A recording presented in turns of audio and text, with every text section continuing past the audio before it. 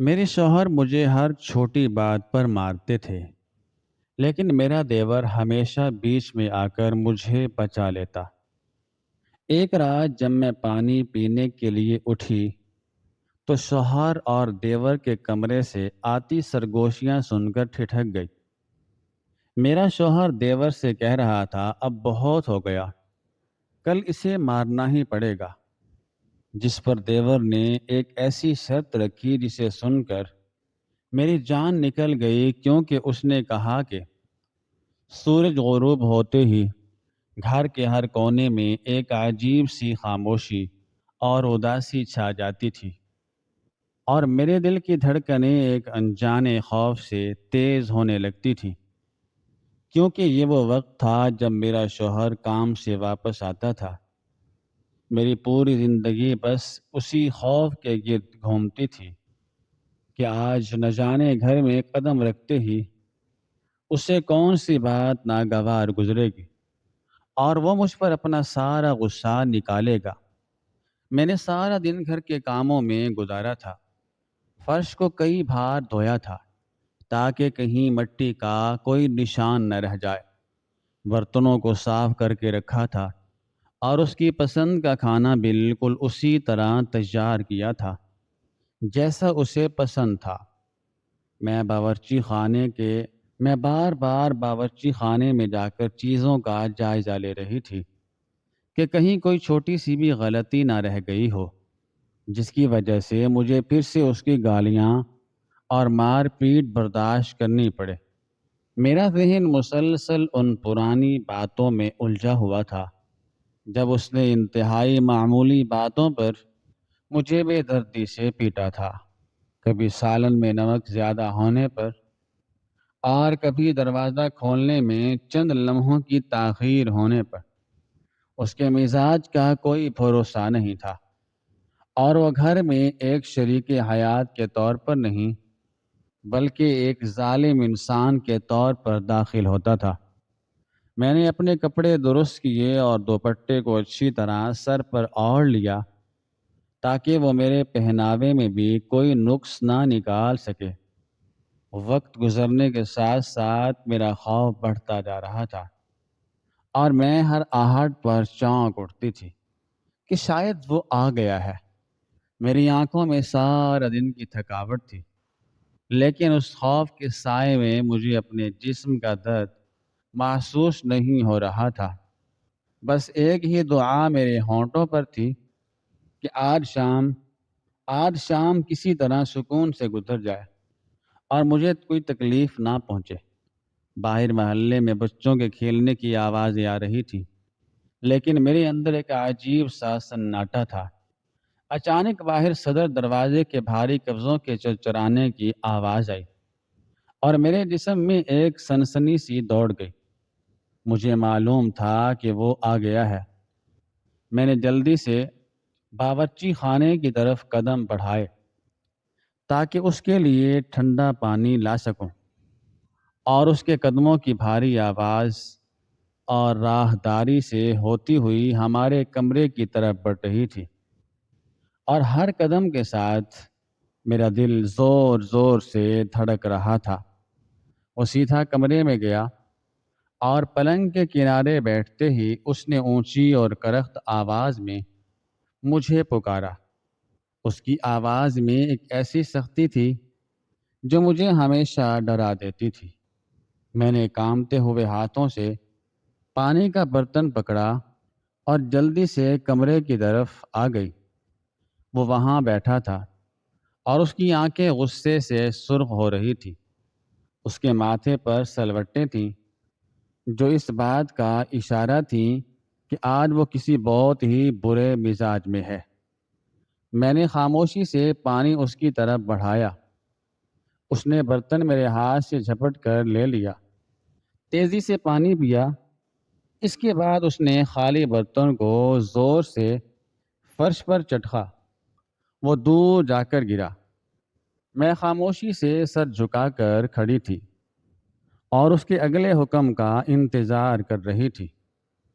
اس نے مجھے گھور کر دیکھا اور انتہائی تلخ لہجے میں بولا، کہ آخر سارا دن گھر میں رہ کر تم کرتے کیا ہو؟ مجھے پکارنے کے بعد پانی لانے میں اتنی دیر کیوں لگائی؟ میں نے ڈرتے ڈرتے دھیمی آواز میں جواب دیا کہ میں باورچی خانے میں کھانا دیکھ رہی تھی تاکہ وہ جل نہ جائے۔ میری یہ بات سنتے ہی اس کا غصہ اور بھڑک اٹھا اور وہ اپنی جگہ سے کھڑا ہو گیا۔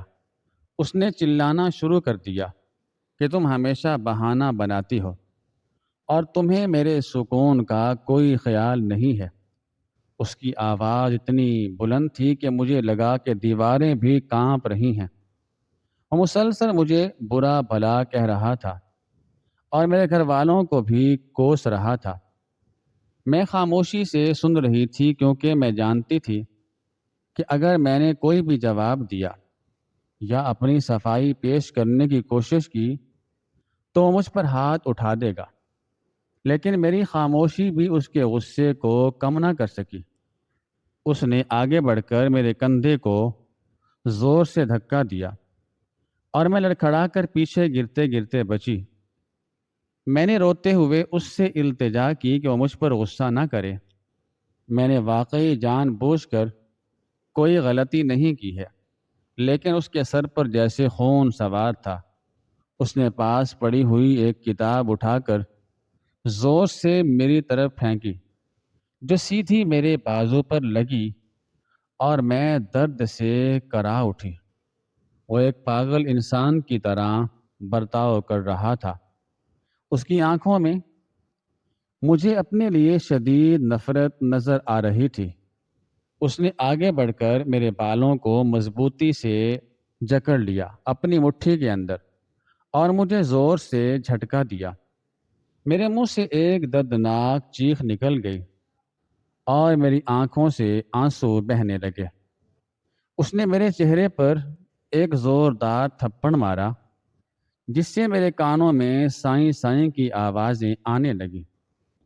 اس سے پہلے کہ میں خود کو سنبھال پاتی یا پیچھے ہٹتی، اس نے دوسرا اور پھر تیسرا تھپڑ میرے چہرے پر مارا۔ اس کے ہاتھ پتھر کی طرح سخت تھے اور اس کے ہر وار سے میرا جسم ٹوٹ رہا تھا۔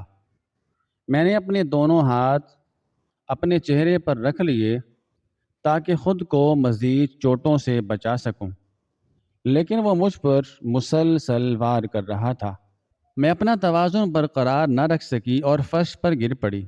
میں زمین پر پڑی سسکیاں لے رہی تھی اور اس سے رحم کی بھیک مانگ رہی تھی کہ مجھے چھوڑ دے۔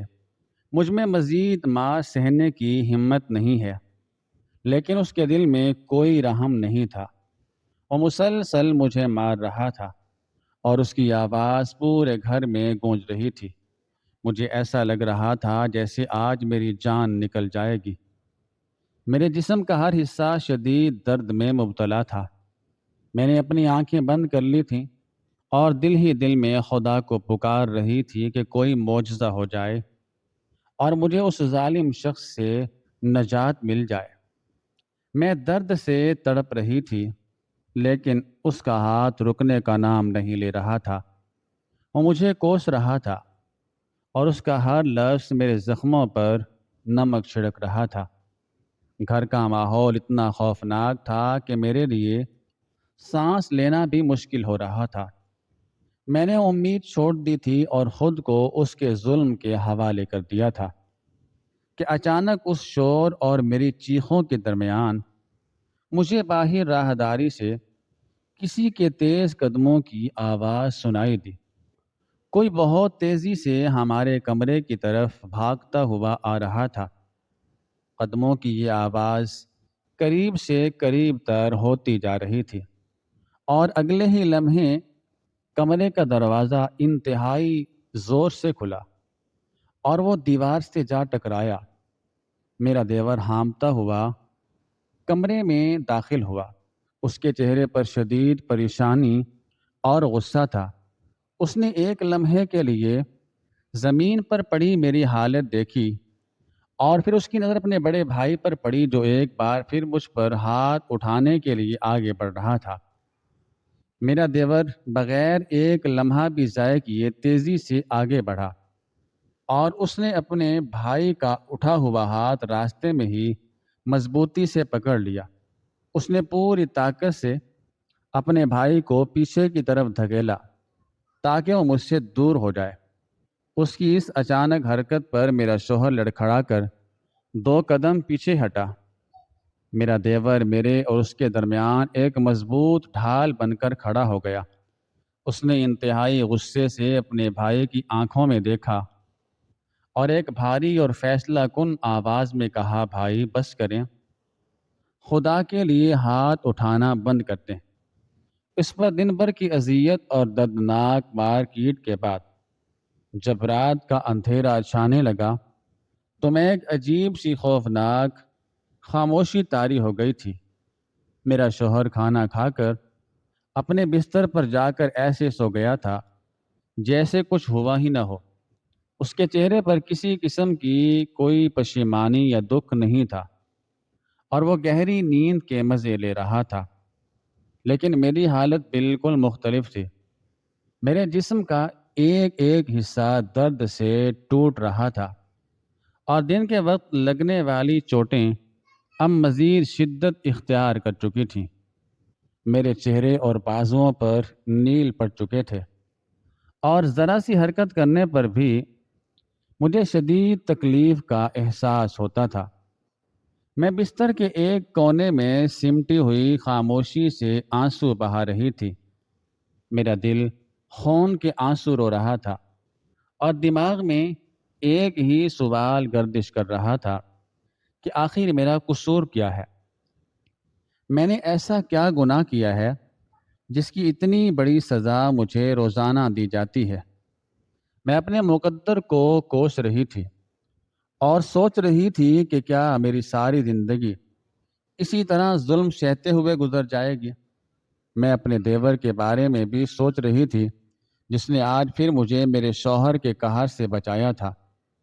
اگر وہ وقت پر نہ آتا تو شاید آج میری ہڈیاں پسلیاں ٹوٹ جاتی۔ میں دل ہی دل میں اس کی شکر گزار تھی کہ اس گھر میں کوئی تو ہے جو میرے بارے میں تھوڑی ہمدردی رکھتا ہے۔ یہ سوچتے سوچتے نہ جانے کب میری آنکھ لگ گئی، کب مجھے نیند آ گئی۔ لیکن یہ نیند سکون والی نہیں تھی، بلکہ تھکاوٹ اور درد کی وجہ سے طاری ہونے والی بے ہوشی تھی۔ رات کا پچھلا پہر تھا جب اچانک میری آنکھ کھلی۔ پورا گھر مکمل خاموشی میں ڈوبا ہوا تھا اور باہر سے کسی پرندے یا جانور کی کوئی آواز نہیں آ رہی تھی۔ کمرے میں گھپ اندھیرا تھا اور صرف کھڑکی سے آنے والی چاند کی ہلکی سی روشنی فرش پر پڑ رہی تھی۔ مجھے اپنے گلے میں شدید خشکی محسوس ہو رہی تھی۔ ایسا لگ رہا تھا جیسے میرے حلق میں کانٹے چبھ رہے ہوں۔ سارا دن رونے اور پھر رات کو بھوکے پیاسے سو جانے کی وجہ سے میری پیاس بے تحاشا بڑھ گئی تھی۔ میں نے اپنا لعاب نگلنے کی کوشش کی لیکن گلا اتنا خشک ہو چکا تھا کہ مجھے کھانسی آنے لگی۔ میں نے جلدی سے اپنے منہ پر ہاتھ رکھ لیا تاکہ میری کھانسی کی آواز سے میرا شوہر نہ جاگ جائے۔ اگر وہ جاگ جاتا اور میری وجہ سے اس کی نیند خراب ہوتی تو ایک بار پھر مجھ پر قیامت ڈھا دیتا۔ میں نے کچھ دیر انتظار کیا اور جب مجھے یقین ہو گیا کہ وہ گہری نیند سو رہا ہے تو میں نے ہمت کر کے بستر سے اٹھنے کا فیصلہ کیا۔ میرے لیے ایک ایک انچ ہلنا بھی عذاب تھا کیونکہ جسم کے ہر جوڑ میں درد تھا۔ میں نے آہستہ سے رضائی کو ایک طرف کیا اور اپنے پاؤں فرش پر رکھے۔ سردیوں کی رات تھی اور فرش بہت ٹھنڈا تھا، لیکن مجھے اس وقت صرف پانی چاہیے تھا۔ میں نے دیوار کا سہارا لیا اور سنبھل کر کھڑی ہو گئی۔ میرا سر چکرا رہا تھا اور کمزوری کی وجہ سے ٹانگیں کانپ رہی تھیں۔ میں نے اپنے قدموں کو انتہائی آہستگی سے آگے بڑھایا تاکہ پائل یا جوتوں کی کوئی آواز پیدا نہ ہو۔ میں ننگے پاؤں ہی کمرے کے دروازے کی طرف چل پڑی۔ دروازے کی کنڈی کھولنا بھی ایک امتحان تھا کیونکہ وہ اکثر آواز کرتی تھی۔ میں نے دونوں ہاتھوں سے کنڈی کو پکڑا اور انتہائی احتیاط کے ساتھ اسے پیچھے کیا۔ شکر ہے کہ اس نے کوئی خاص آواز نہیں کی اور میں کمرے سے باہر راہداری میں آ گئی۔ راہداری میں بھی گہرا اندھیرا تھا اور مجھے کچھ صاف دکھائی نہیں دے رہا تھا، لیکن مجھے اس گھر کے چپے چپے کا اندازہ تھا۔ اس لیے میں دیوار کے ساتھ ساتھ ہاتھ لگاتے ہوئے باورچی خانے کی طرف بڑھنے لگی۔ میرا ہر قدم بہت بھاری تھا اور میں دل میں دعا کر رہی تھی کہ جلدی سے پانی پی کر واپس اپنے بستر پر آ جاؤں۔ راہداری کے بیچ میں میرے دیور کا کمرہ آتا تھا۔ جب میں اس کے کمرے کے قریب پہنچی تو اچانک میرے قدم وہیں رک گئے۔ میں نے دیکھا کہ اس کے کمرے کا دروازہ تھوڑا سا کھلا ہوا تھا اور اندر سے روشنی کی ایک ہلکی سی لکیر باہر راہداری کے اندھیرے فرش پر پڑ رہی تھی۔ یہ دیکھ کر مجھے بہت حیرت ہوئی، کیونکہ وہ عموماً اتنی رات گئے جاگتا نہیں تھا اور اس کا دروازہ ہمیشہ بند رہتا تھا۔ میں نے سوچا کہ شاید وہ بھی پانی پینے کے لیے اٹھا ہو یا اس کی طبیعت خراب ہو۔ میں آگے بڑھنے ہی لگی تھی کہ مجھے اندر سے کچھ سرگوشیاں سنائی دیں۔ آوازیں بہت دھیمی تھیں، جیسے کوئی بہت رازداری سے بات کر رہا ہو۔ میری ریڑھ کی ہڈی میں ایک سنسنی سی دوڑ گئی۔ میں نے غور سے سننے کی کوشش کی تو مجھے یہ احساس ہوا کہ وہ آوازیں ایک نہیں بلکہ دو لوگوں کی ہیں، اور ان میں سے ایک آواز میرے دیور کی تھی جبکہ دوسری آواز میرے شوہر کی تھی۔ یہ جان کر میرے ہوش اڑ گئے کہ میرا شوہر، جو کچھ دیر پہلے میرے ساتھ والے بستر پر گہری نیند سو رہا تھا، اب وہ اتنی رات گئے اپنے بھائی کے کمرے میں کیا کر رہا ہے۔ میرا دل اب زور زور سے دھڑکنے لگا اور میرے اندر ایک انجانا سا خوف پیدا ہو گیا، اور میں وہیں بت بنی کھڑی رہی۔ مجھے سمجھ نہیں آ رہا تھا کہ میں باورچی خانے کی طرف جاؤں یا واپس اپنے کمرے میں بھاگ جاؤں، لیکن میرے قدموں نے جیسے زمین پکڑ لی تھی۔ میں نہ آگے جا سکتی تھی اور نہ ہی پیچھے ہٹ سکتی تھی۔ اندر سے آنے والی سرگوشیاں مسلسل جاری تھیں اور وہ دونوں کسی بہت ہی اہم موضوع پر بحث کر رہے تھے۔ ان کی آوازوں میں ایک عجیب سی سنجیدگی اور سازش کی بو تھی جو مجھے خوف زدہ کر رہی تھی۔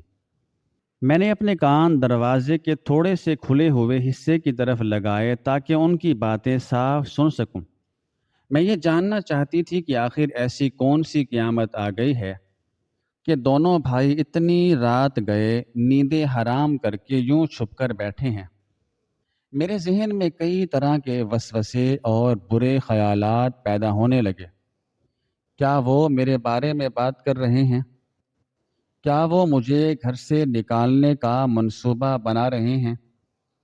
یا میرے شوہر نے مجھے مارنے کا کوئی نیا طریقہ سوچا ہے؟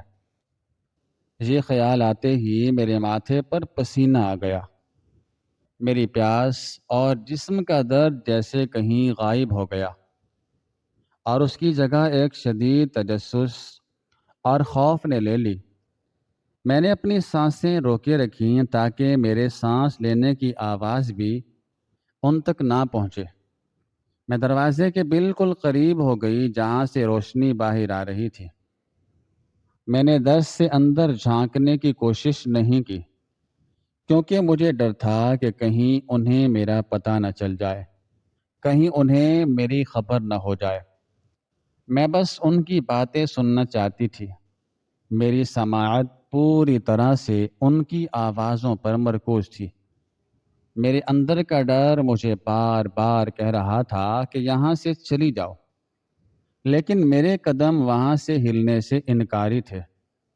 میں سوچ رہی تھی کہ سارا دن مجھ پر ظلم کرنے والا اور مجھے بچانے والا اس وقت ایک ساتھ بیٹھ کر یہ لوگ اتنی رات گئے کیا باتیں کر رہے ہیں۔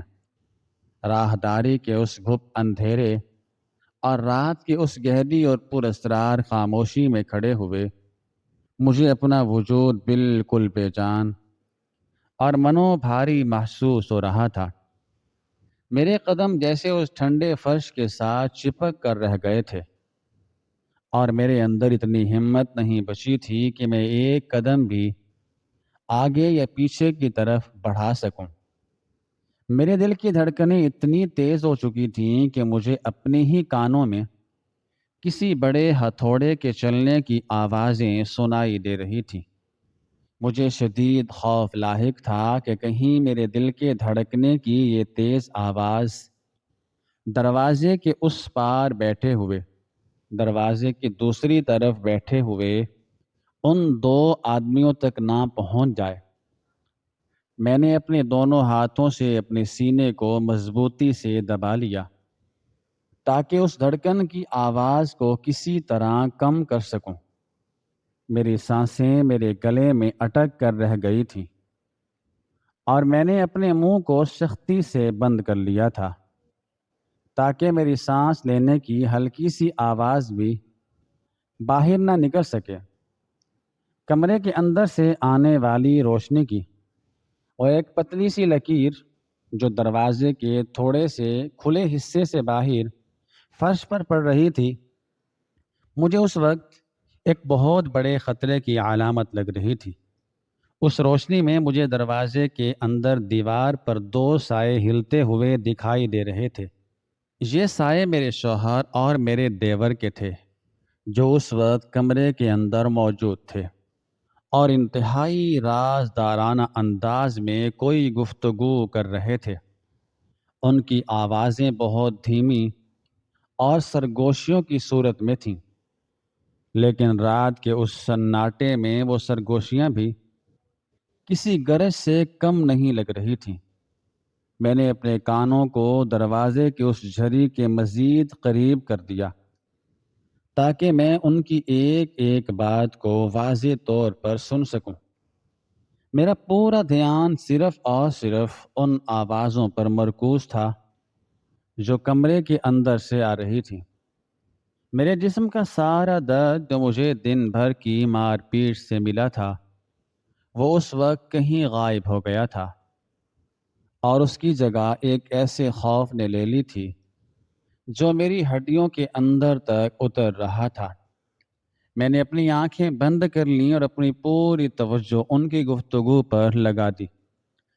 سب سے پہلے مجھے اپنے شوہر کی آواز سنائی دی، جس میں ایک عجیب سی بے صبری اور جھنجھلاہٹ چھپی ہوئی تھی۔ اس کی آواز سنتے ہی میرے رونگٹے کھڑے ہو گئے اور میرے پورے جسم میں خوف کی ایک لہر دوڑ گئی۔ وہ اسی غصے اور وحشت کے ساتھ بات کر رہا تھا جس کا مظاہرہ وہ روزانہ مجھ پر تشدد کرتے وقت کرتا تھا۔ وہ کہہ رہا تھا کہ وہ اب اس روز روز کی چک چک اور اس ڈرامے سے پوری طرح تنگ آ چکا ہے، اور اس کی برداشت اب جواب دے گئی ہے۔ اس کا لہجہ انتہائی سفاکانہ تھا، اور وہ اپنے بھائی کو قائل کرنے کی کوشش کر رہا تھا کہ اب مزید انتظار کرنا ان کے لیے ممکن نہیں رہا۔ اس کی ہر بات میرے دل پر ایک خنجر کی طرح لگ رہی تھی۔ مجھے سمجھ نہیں آ رہا تھا کہ وہ کس ڈرامے اور کس انتظار کی بات کر رہا ہے، لیکن ایک بات طے تھی کہ ان کی اس گفتگو کا مرکز اور محور کوئی اور نہیں بلکہ صرف اور صرف میری ذات تھی۔ میں دیوار کے ساتھ بالکل چپک کر کھڑی تھی، اور میرے ماتھے پر سردی کے باوجود پسینے کے قطرے چمکنے لگے تھے۔ میرے شوہر کی آواز کے بعد کمرے میں چند لمحوں کے لیے ایک گہری خاموشی چھا گئی، اور اس کے بعد مجھے اپنے دیور کی آواز سنائی دی۔ یہ وہی آواز تھی جو روزانہ مجھے میرے شوہر کے ظلم سے بچاتی تھی اور مجھے تسلی دیتی تھی، لیکن اس وقت اس کی آواز کا انداز بالکل بدلا ہوا تھا۔ اس کے لہجے میں کوئی ہمدردی یا ترس نہیں تھا، بلکہ ایک عجیب سی سرد مہری اور حساب کتاب والی سنجیدگی تھی۔ وہ اپنے بھائی کو آرام سے اور دھیمی آواز میں جواب دے رہا تھا، جیسے وہ کسی بہت بڑے اور پیچیدہ منصوبے پر بات کر رہے ہوں۔ ان دونوں کی یہ گفتگو سن کر میرے دماغ میں ایک طوفان برپا ہو گیا تھا۔ میرے اندر خیالات کی ایک جنگ چھڑ گئی تھی کہ وہ شخص جسے میں اس ظالم گھرانے میں اپنا واحد محافظ اور خیر خواہ سمجھتی تھی، وہ اتنی رات گئے اپنے ہی ظالم بھائی کے ساتھ مل کر میرے خلاف کیسی سازشیں بن رہا ہے۔ میں مسلسل ان کی باتیں سننے کی کوشش کر رہی تھی۔ میرے شوہر نے ایک بار پھر بولنا شروع کیا، اور اس بار اس کی آواز میں فیصلہ کن انداز تھا۔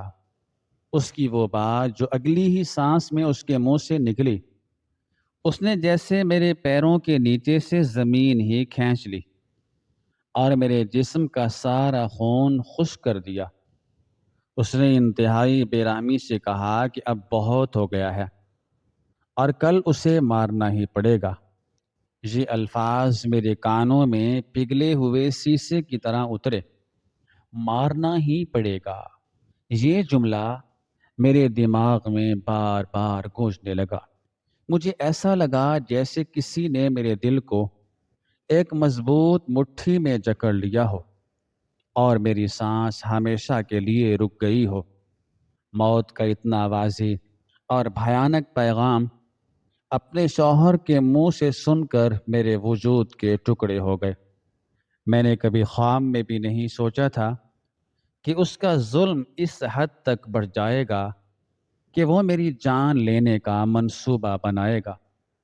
میری آنکھوں کے سامنے اندھیرا چھانے لگا اور مجھے لگا کہ میں ابھی چکرا کر فرش پر گر جاؤں گی۔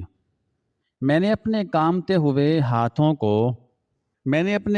ہوئے ہاتھوں سے دیوار کو مضبوطی سے پکڑ لیا تاکہ خود کو گرنے سے بچا سکوں۔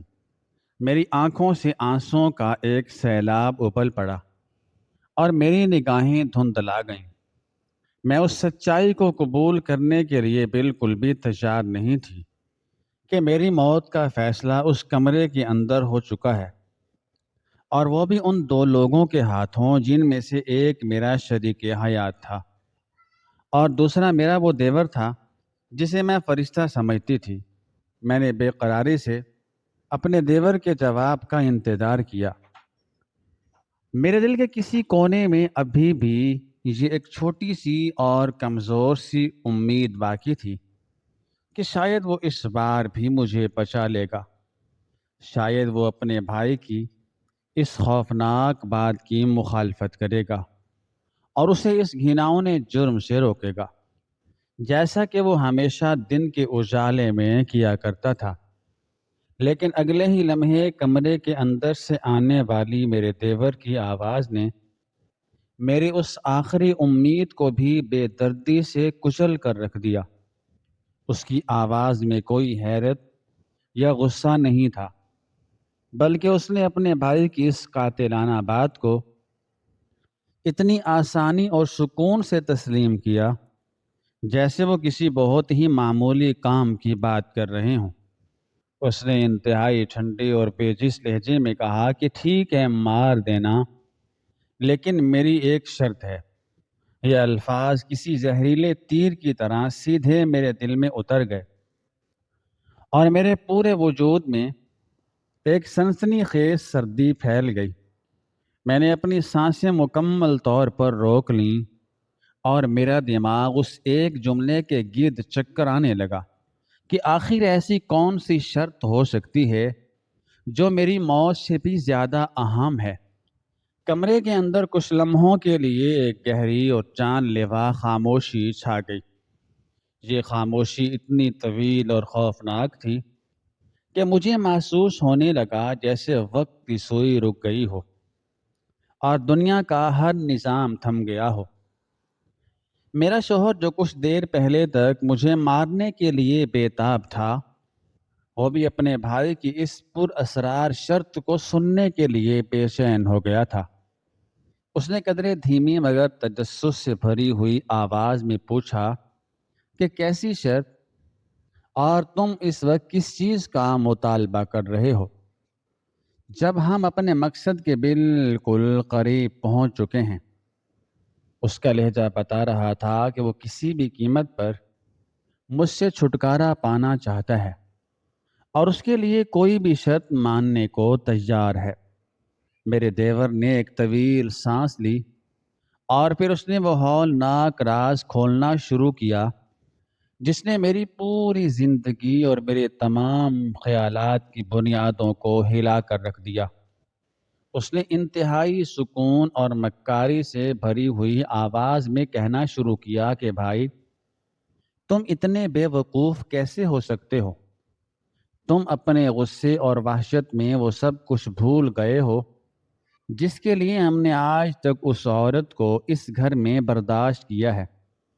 تم جانتے ہو کہ اس کے باپ کے مرنے کے بعد اس کے نام پر جو وسیع زرعی زمینیں اور آبائی حویلی ہے اس کی قیمت کروڑوں میں ہے، اور وہ ساری جائیداد قانونی طور پر اس وقت تک ہماری نہیں ہو سکتی جب تک یہ اپنے ہوش و حواس میں ان کاغذات پر اپنا انگوٹھا نہیں لگا دیتی۔ میں باہر اندھیرے میں کھڑی یہ سب سن رہی تھی اور میرے پیروں تلے سے زمین کھسک رہی تھی۔ میرے دیور کی آواز میں اب کوئی نرمی یا ہمدردی نہیں تھی، بلکہ وہ ایک خاص لالچی اور مکار انسان کی طرح بات کر رہا تھا۔ اس نے مزید کہا کہ تم تو اپنے پاگل پن میں اسے روزانہ اتنی بے دردی سے پیٹتے تھے کہ اگر میں بیچ میں آ کر اس سے نہ بچاتا تو یہ کب کی مر چکی ہوتی، اور اگر یہ مر جاتی تو وہ ساری جائیداد جو اس کے باپ نے اس کے نام کی تھی وہ قانونی پیچیدگیوں میں پھنس جاتی، اور ہم زندگی بھر اس دولت کو حاصل کرنے کے لیے عدالتوں کے چکر کاٹتے رہتے۔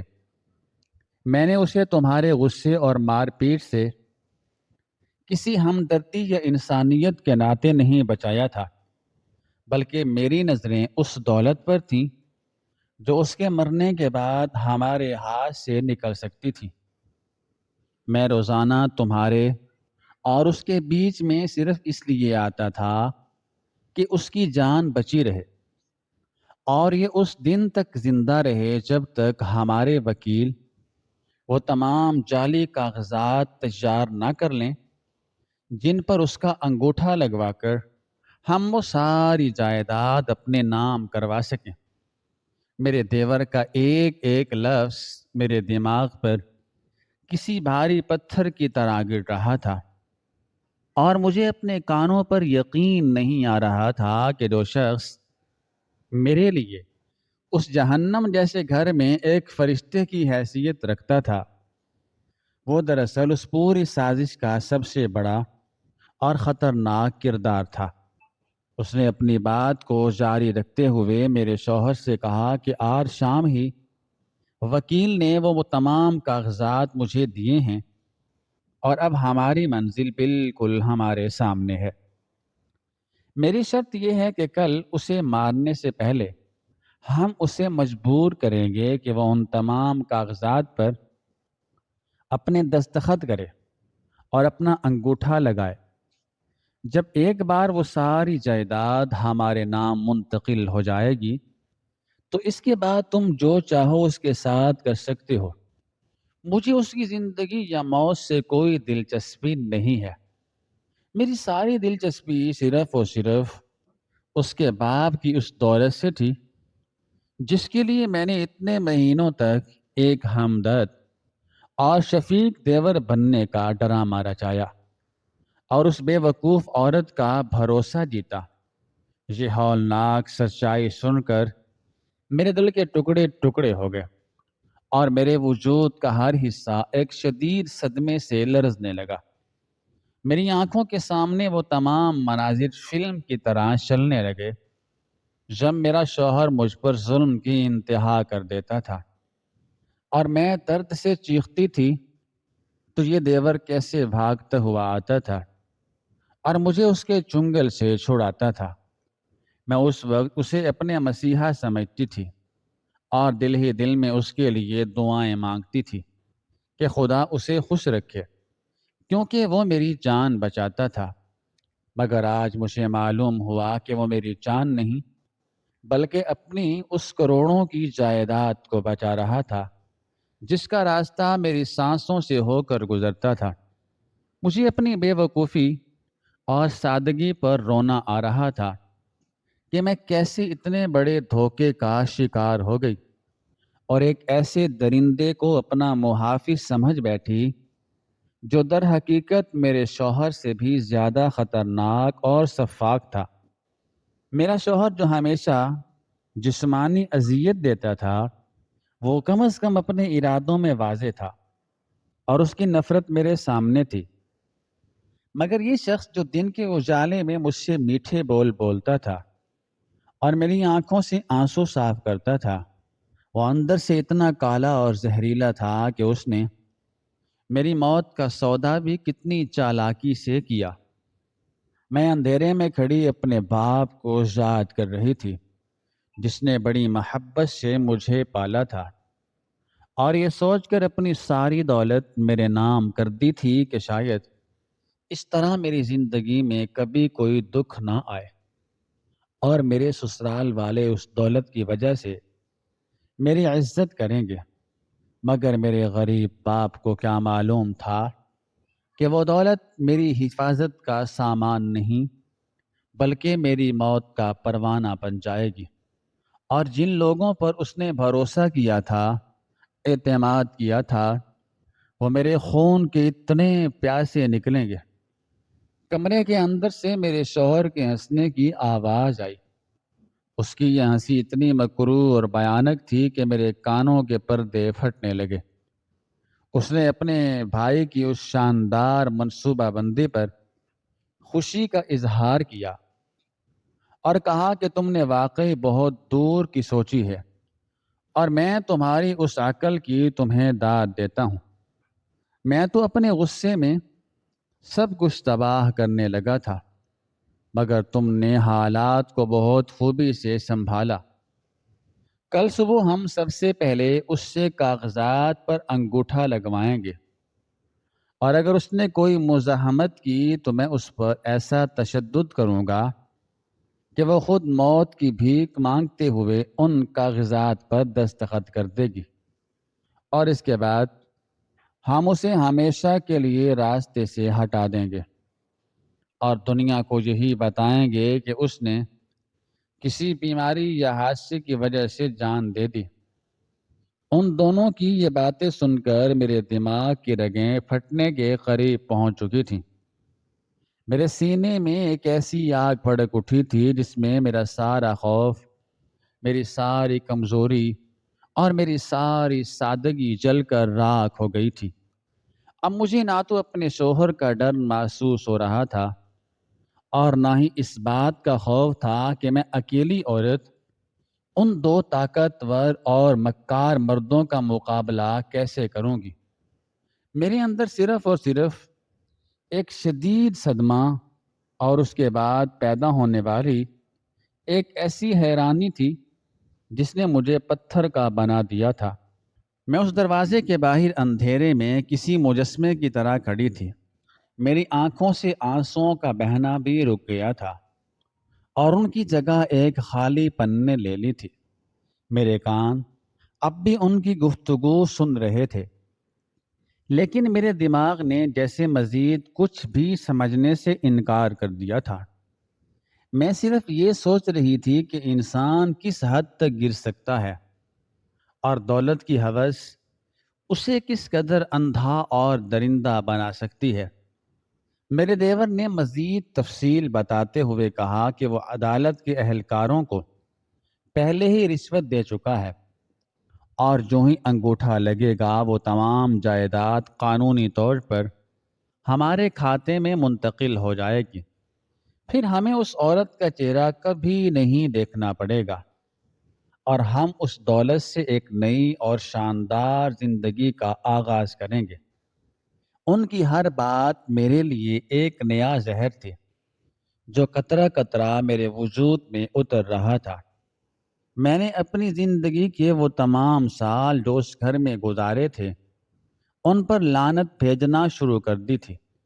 میں نے ان کے ہر ظلم کو اس امید پر سہا تھا کہ شاید کسی دن ان کے دل میں رحم آ جائے گا اور میرا گھر بس جائے گا، مگر ان کے دل تو کالے کوئلے سے بھی زیادہ سیاہ تھے۔ وہ ایک بے بس عورت کا خون پینے کے لیے اتنے منظم طریقے سے کام کر رہے تھے کہ شیطان بھی ان سے پناہ مانگ لے۔ میں نے اپنی انگلیوں کو غور سے دیکھا جن پر وہ کل صبح زبردستی انگوٹھا لگوانے والے تھے۔ مجھے اپنے ہی وجود سے گھن آنے لگی تھی کہ میں کس طرح ان کے بچھائے ہوئے جال میں پھنستی چلی گئی، اور مجھے کبھی اس بات کا شائبہ تک نہ ہوا کہ میری جان بچانے کے پیچھے اتنا گھناؤنا اور شرمناک مقصد چھپا ہو سکتا ہے۔ میرے دیور نے میرے شوہر کو تسلی دی اور کہا کہ اب تم جاؤ اور سکون سے سو جاؤ۔ کل کا دن ہمارے لیے بہت مصروف اور اہم ہونے والا ہے۔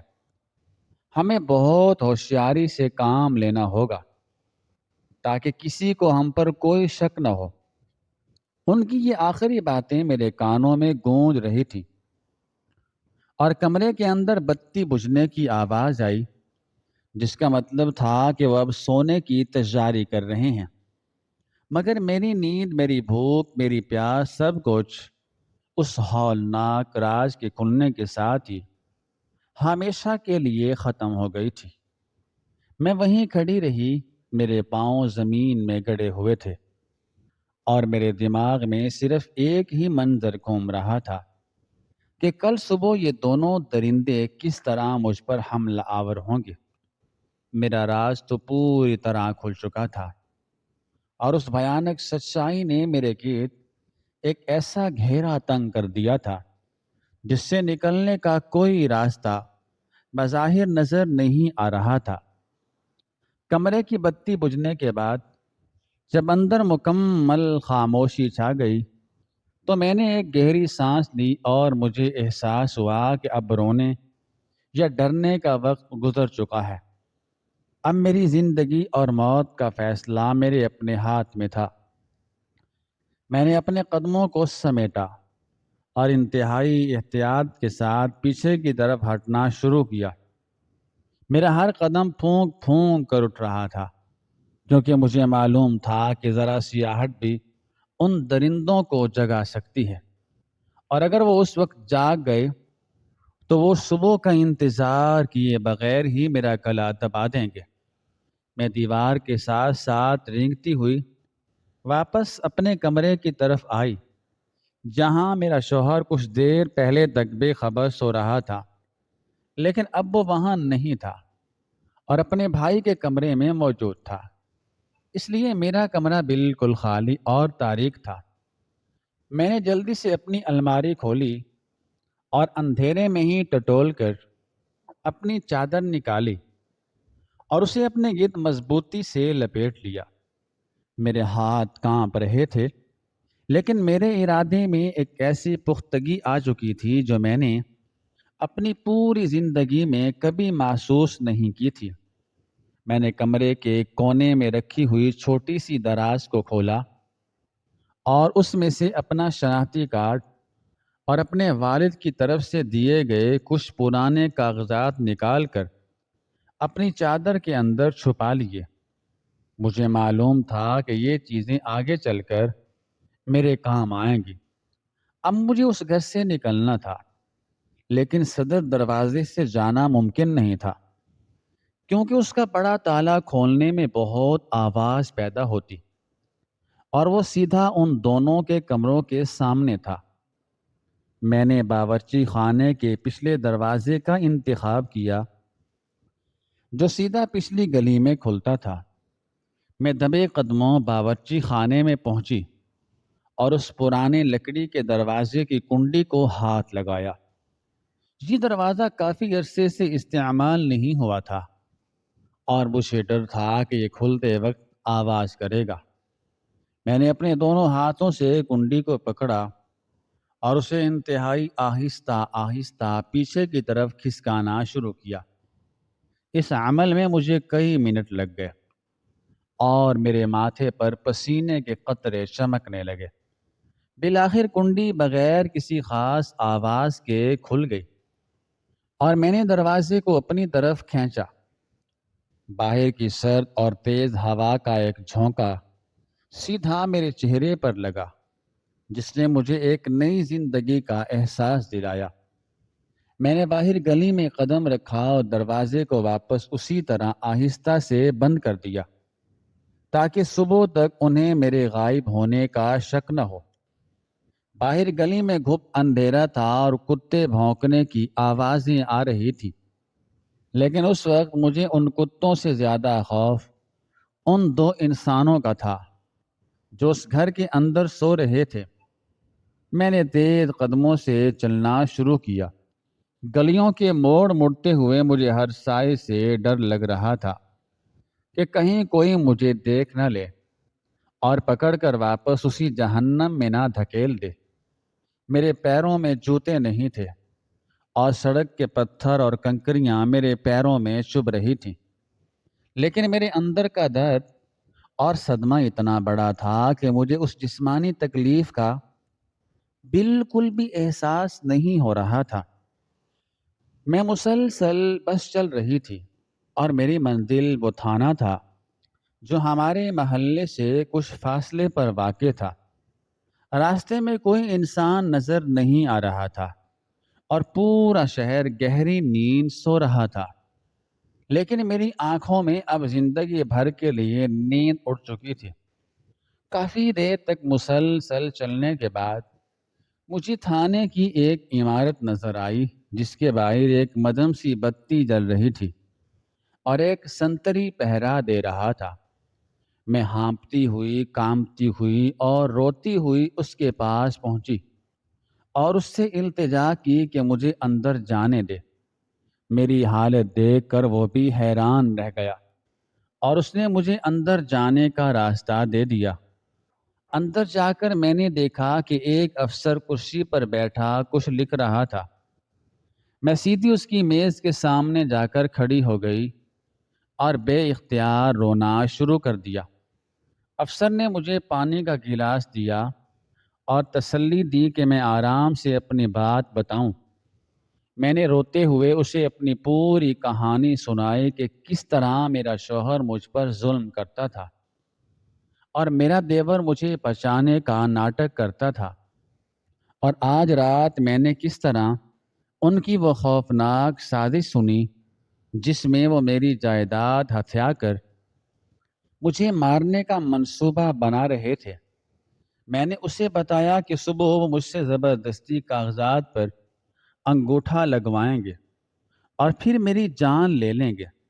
میری ساری باتیں سن کر اس افسر کے چہرے پر بھی شدید غصہ اور حیرت کے تاثرات ابھر آئے۔ اس نے فوری طور پر اپنے ماتحتوں کو بلایا اور ایک پوری ٹیم تیار کرنے کا حکم دیا۔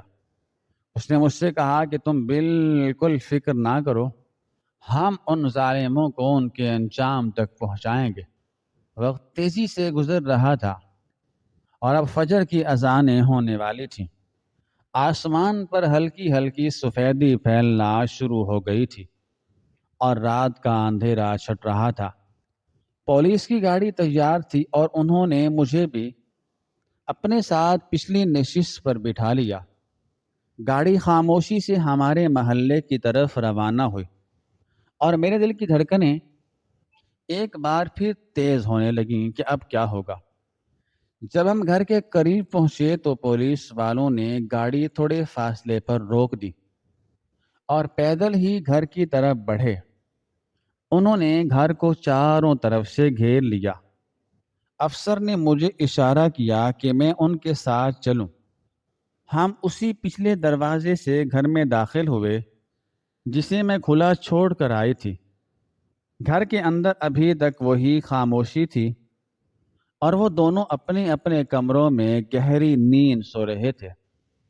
پولیس والوں نے انتہائی تیزی اور مہارت سے کارروائی کرتے ہوئے بیک وقت دونوں کمروں پر دھاوا بول دیا۔ انہوں نے دروازے زور سے کھولے اور اندر داخل ہو گئے۔ میرے شوہر اور میرے دیور کی آنکھیں اچانک کھلیں تو اپنے سر پر بندوقیں اور وردی والے پولیس اہلکاروں کو دیکھ کر ان کے ہوش اڑ گئے۔ وہ دونوں ہڑبڑا کر بستروں سے اٹھے، لیکن اس سے پہلے کہ وہ کچھ سمجھ پاتے یا کوئی حرکت کرتے، پولیس والوں نے انہیں قابو کر لیا، انہیں اریسٹ کر لیا اور ان کے ہاتھوں میں ہتھ کڑیاں پہنا دی۔ میرا دیور غصے اور خوف سے چلا رہا تھا کہ سب کیا ہے اور انہیں کیوں پکڑا جا رہا ہے۔ افسر نے اسے زور سے دھکا دے کر دیوار کے ساتھ لگایا اور کہا کہ تمہاری ساری مکاری کا پردہ چاک ہو چکا ہے۔ ہمیں تمہارے اس گھناؤنے منصوبے کا پتہ چل گیا ہے جو تم اس بے گناہ عورت کو مارنے اور اس کی جائیداد ہتھیانے کے لیے بنا رہے تھے۔ افسر کے حکم پر پولیس والوں نے دیور کے کمرے کی تلاشی لی اور اس کی الماری کی دراز سے وہ تمام جعلی کاغذات بھی برآمد کر لیے جن پر وہ صبح میرا انگوٹھا لگوانے والے تھے۔ یہ کاغذات دیکھتے ہی ان دونوں کے چہروں پر ہوائیاں اڑنے لگیں اور ان کا سارا غرور اور مکاری خاک میں مل گئے۔ میرا شوہر جو ہمیشہ مجھ پر شیر بنتا تھا، اس وقت ایک بھیگی بلی کی طرح کانپ رہا تھا اور پولیس والوں کے سامنے ہاتھ جوڑ کر رحم کی بھیک مانگ رہا تھا۔ وہ دونوں گڑ گڑا رہے تھے اور اپنی غلطی مان رہے تھے، لیکن اب بہت دیر ہو چکی تھی۔ میں کمرے کے دروازے پر کھڑی یہ سب منظر دیکھ رہی تھی اور میرے اندر ایک عجیب سا سکون اتر رہا تھا۔ وہ دونوں جو کل رات میری موت کا سودا کر رہے تھے، آج خود قانون کے شکنجے میں بری طرح پھنس چکے ہیں۔ پولیس والوں نے انہیں گریبان سے پکڑا اور گھسیٹتے ہوئے گھر سے باہر نکالنے لگے۔ جب وہ راہداری سے گزر رہے تھے تو ان کی نظر مجھ پر پڑی۔ ان کی آنکھوں میں اب کوئی غصہ، ناراضگی یا وحشت نہیں تھی، بلکہ صرف اور صرف شرمندگی اور ذلت تھی۔ میرا شوہر مجھے دیکھ کر رونے لگا اور کہنے لگا کہ مجھے معاف کر دو، میں نے تمہارے ساتھ بہت برا کیا ہے۔ لیکن میں نے خاموشی سے اپنا چہرہ دوسری طرف پھیر لیا۔ میرے دل میں اب ان کے لیے کوئی ہمدردی، کوئی رشتہ اور کوئی احساس باقی نہیں رہا تھا۔ وہ دونوں میرے لیے ہمیشہ کے لیے مر چکے تھے۔ پولیس انہیں باہر لے گئی اور گاڑی میں ڈال کر تھانے کی طرف روانہ ہو گئی۔ صبح کا سورج پوری آب و تاب سے طلوع ہو رہا تھا اور اس کی روشن کرنیں گھر کے صحن کو منور کر رہی تھی۔ میں صحن کے بیچوں بیچ کھڑی آسمان کی طرف دیکھ رہی تھی۔ آج کی صبح میرے لیے روزانہ کی طرح کوئی خوف یا مار پیٹ کا پیغام لے کر نہیں آئی تھی، بلکہ آج کی صبح میری آزادی اور میری نئی زندگی کا آغاز تھی۔ میں نے ایک لمبی سانس لی اور محسوس کیا کہ اب میں اس گھر میں قید نہیں ہوں اور نہ ہی اب مجھے کسی کے ظلم کا نشانہ بننا پڑے گا۔ میرے والد کی جائیداد اور میری جان دونوں محفوظ ہو چکی تھی اور مجھے یقین تھا کہ اب وہ دونوں ظالم اپنی بقیہ زندگی جیل کی اندھیری کوٹھڑیوں میں سڑتے ہوئے گزاریں گے، جہاں ان کا لالچ اور ان کی ہوس ان کے کسی کام نہیں آئے گی۔ میں نے اپنے آنسو صاف کیے اور ایک نئے عزم کے ساتھ گھر کے دروازے کی طرف قدم بڑھا دیے، کیونکہ اب مجھے اپنی زندگی کو اپنے طریقے سے جینا تھا۔